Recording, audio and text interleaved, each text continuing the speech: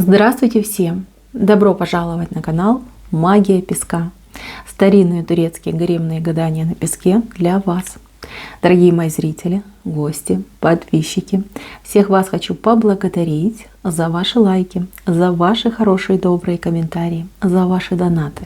Земной вам поклон. Тема сегодняшней цыпочки звучит так. Кто ищет встречи с вами? Если тема интересна, загадайте, пожалуйста, на себя, назовите свое имя, так и спросите, кто ищет встречи со мной. И давайте посмотрим. Я надеюсь, вы все настроились. Я выбираю Назар. Прошу высшие силы дать мне возможность ответить на все ваши вопросы и послать для вас только самую важную, нужную и полезную информацию. Пусть высшие силы водят моими руками. То, что сейчас скрыто, услышать и узнать. Так, даже вышел портрет человека. Смотрите, мои хорошие, этот человек обладает каким-то громким голосом. Либо когда он общается, он очень громко говорит, вот прям как гром гремит. Это его какая-то особенность, да, вот владение голосом.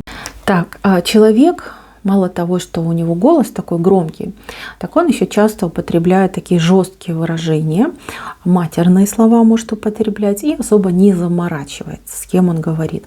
Вот все, что он думает, то он и говорит. Для него очень важно донести свою точку зрения, и он не стесняется, да, не стесняется ее доносить. Если кто-то с ним там не согласен, либо человек просто там не показал, что да, полностью с вами согласен, то он от этого человека не отстанет, пока не убедит в своем.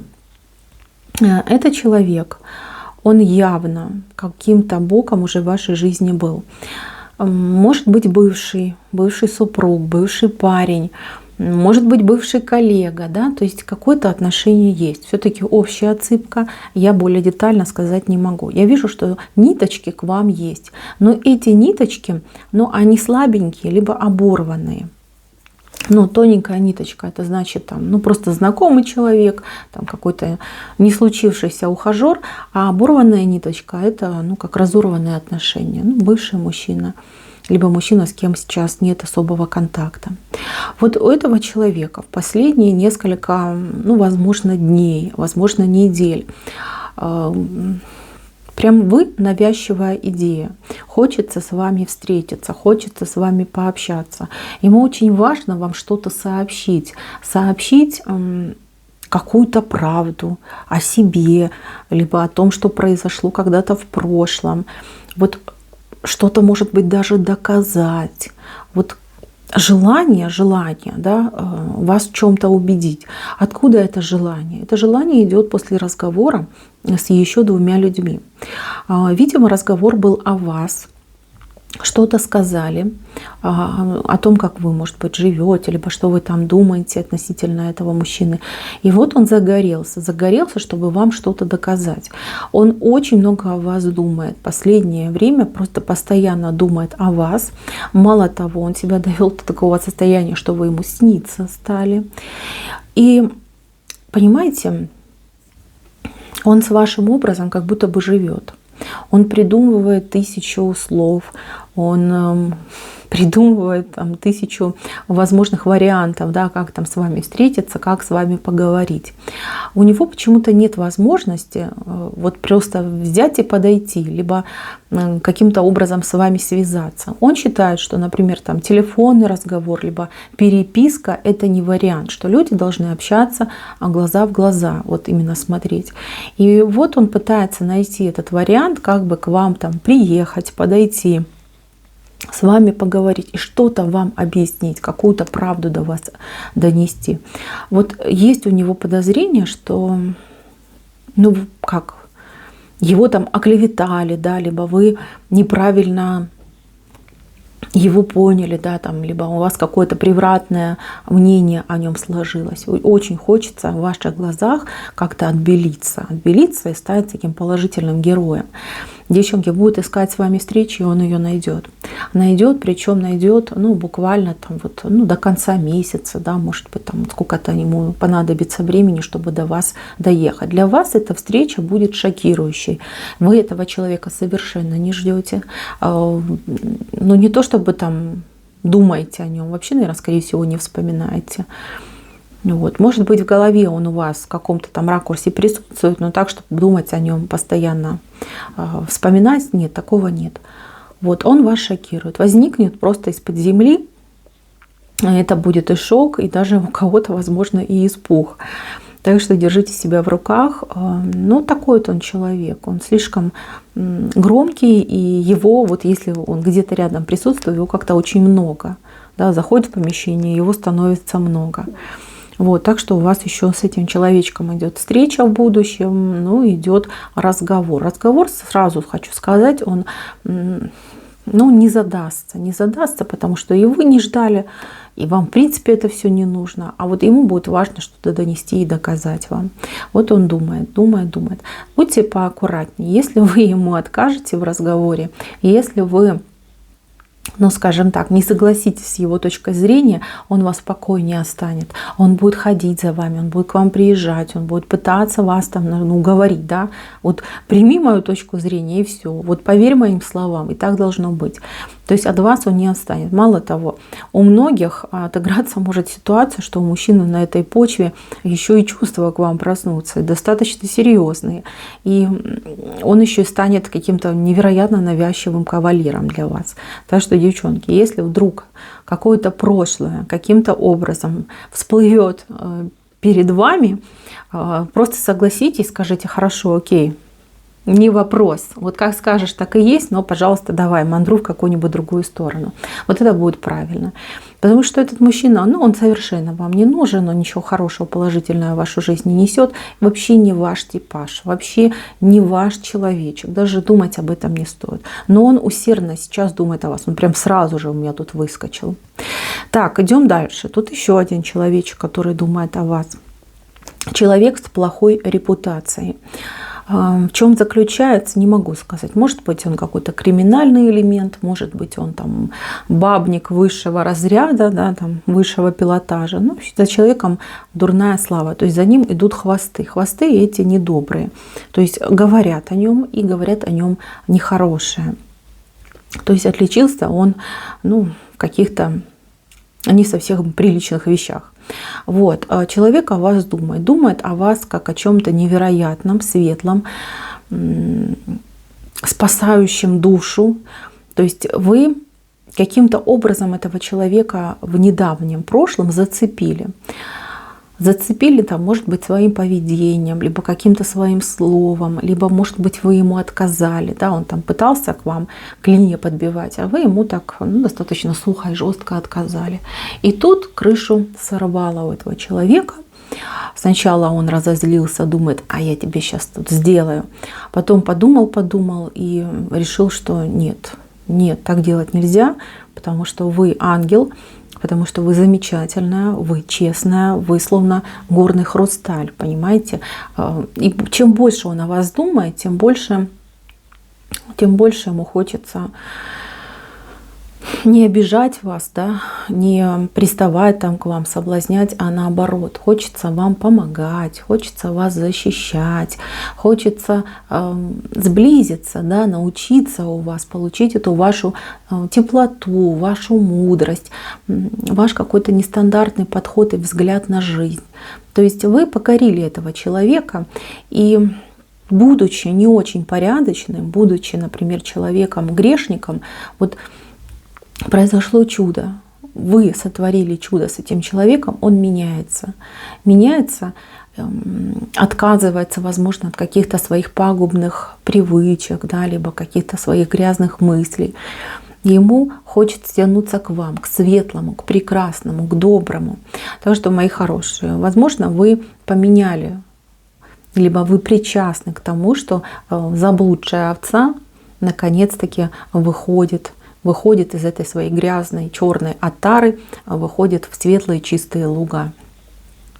Этот человечек, он, знаете, чем больше он о вас думает, тем больше он понимает, что он в принципе недостоин. Не то, чтобы там с вами общаться, встречаться, просто к вам подойти недостоин. Слишком он грязный, что нужно очень долго и мучительно искупать все то, что он в прошлом наделал.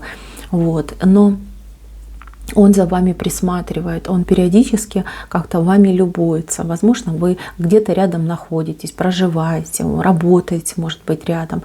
Издалека он за вами наблюдает, издалека любуется, он наводит о вас справки. И чем больше он о вас узнает, тем больше он, ну вот знаете, как восхищается вами. И хочется поменяться, стать достойным.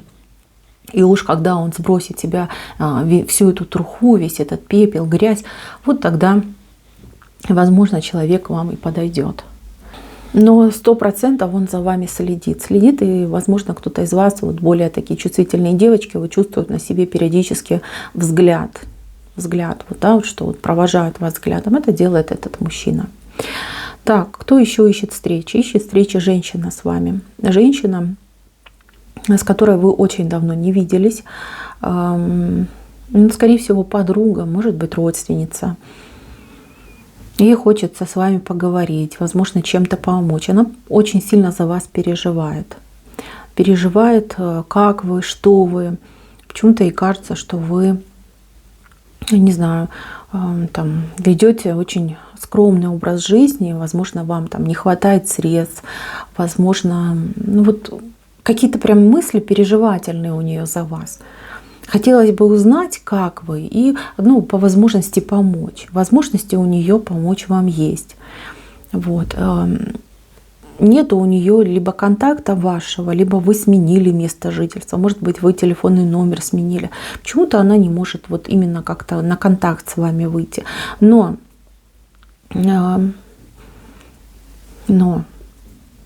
вот эта женщина, она вам, скорее всего, через социальную сеть, что ли, напишет, если она у вас есть. Если нет, то, возможно, смс-ка придет. Ну и опять же, понимаете, желание у нее помочь есть. И вроде как и средства у нее есть. Но я не думаю, что вы прям так настолько нуждаетесь, что вы бы ее помощь приняли. Плюс она себя еще чувствует, как бы вам это сказать, по ее вине в вашей жизни что-то не случилось, не получилось и не случилось.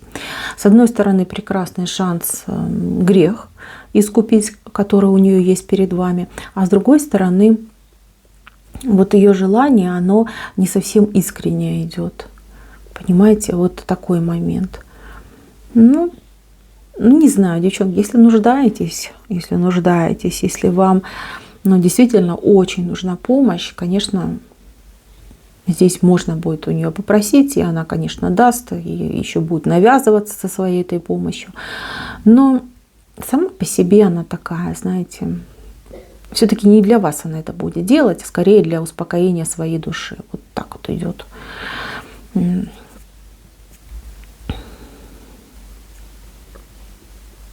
Да, она вам как-то писать будет.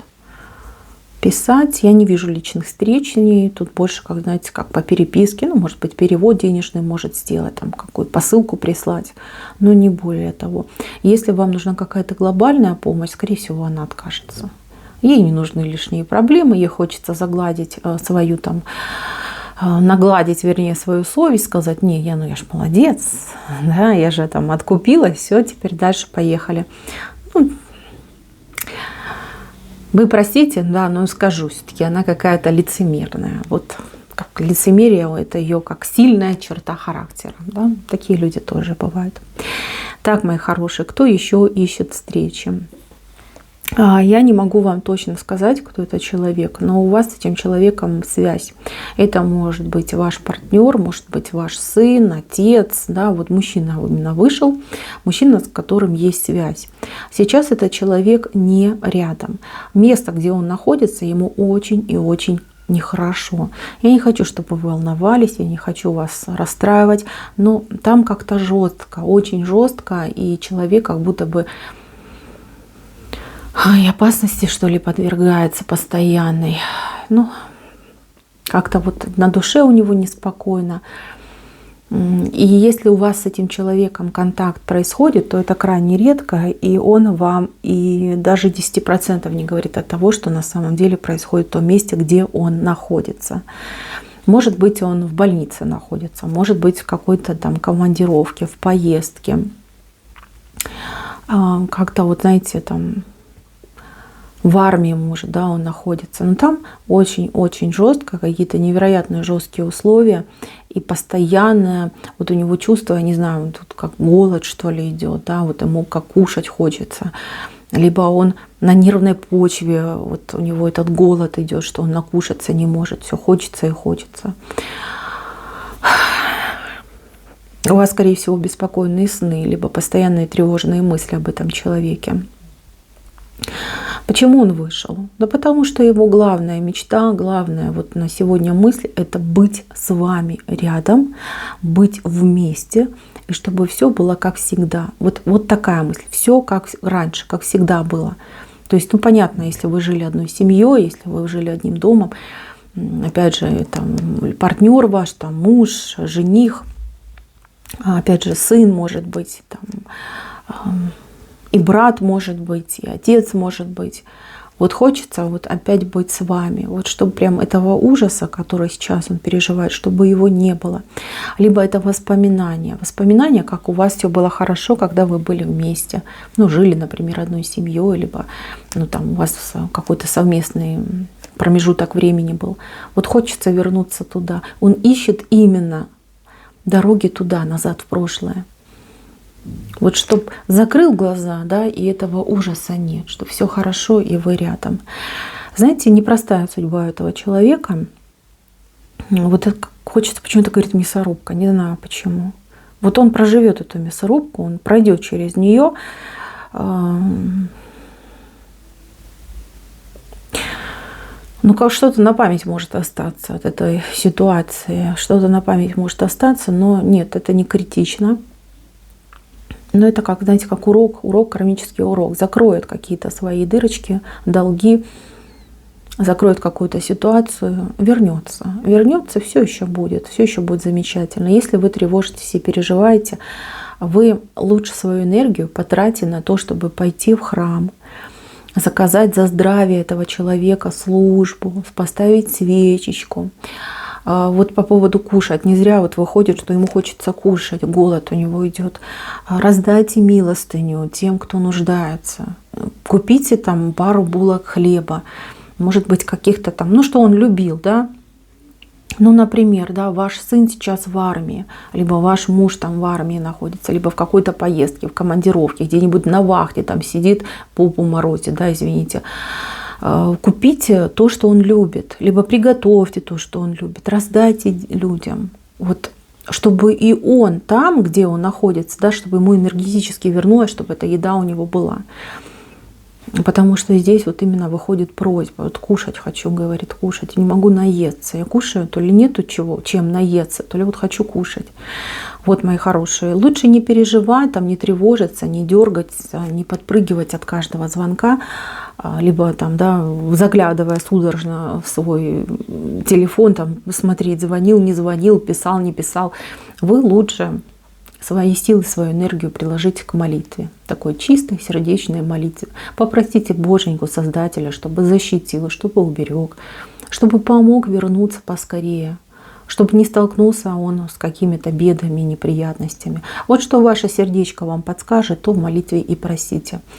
Молитвы, которые написаны, они, конечно, сильные, это как заговоры у нас идут, но то, что попросит ваше сердце, вот это истина. Истина — то, что слышит Создатель всегда при любых условиях и обстоятельствах. Я уже много раз говорила, может быть, вы первый раз на моем канале. Вот именно так нужно и поступать. Все будет хорошо, придет время, вы обязательно встретитесь, обязательно у вас все наладится, как было прежде, даже намного лучше.